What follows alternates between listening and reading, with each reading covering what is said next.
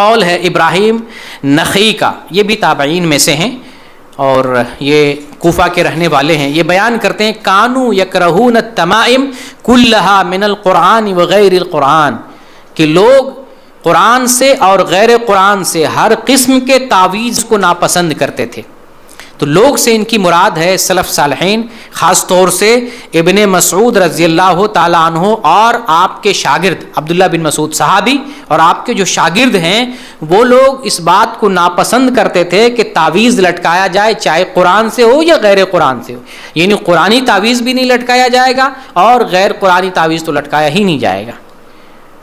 لیکن بعض لوگ دلیل پکڑتے ہیں بعض آثار سے اور کہتے ہیں کہ قرآنی تعویذ لٹکا سکتے ہیں، شرکیہ نہیں لٹکا سکتے ہیں، بدعت والے تعویذ نہیں لٹکا سکتے ہیں، لیکن قرآن والے لٹکا سکتے ہیں.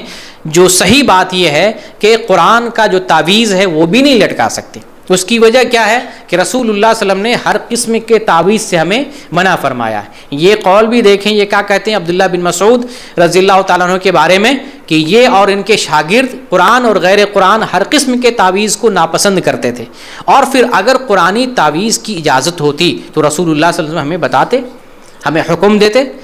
جیسے آپ نے رقیہ کے لیے اجازت دی نا، پہلے بتایا رقیہ شرک ہے، پھر آپ صلی اللہ علیہ وسلم کے ذریعہ جو ہے یہ بھی معلوم ہوا دوسری حدیثوں کے ذریعہ کہ وہ رقیہ جس میں شرک نہ ہو، جو شریعت کے مطابق وہ جائز ہے.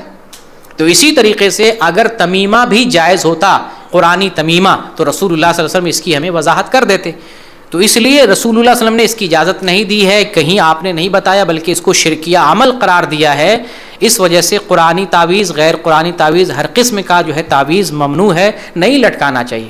اور پھر یہ جادو سے مشابہت اختیار کرتا ہے. جیسے جادو، کاغذ میں جادو کرتے ہیں، دھاگے میں جادو کرتے ہیں، تعویذ میں جادو کرتے ہیں، تو یہ ایک طرح سے تعلق اور نسبت بنتی ہے جادو سے.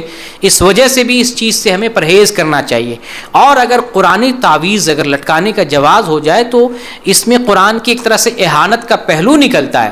لٹکانا، پھر نجاست والی جگہ چلے جاتے ہیں، پھر آدمی خود جو ہے جنبی ہوتا ہے، جنابت کی حالت میں ہوتا ہے، اور پھر اس کو لے کے نجاست والی جگہ میں کہیں چلا جائے. تو لٹکانا جو ہے قرآن کے ساتھ دراصل اہانت کا پہلو نکلتا ہے.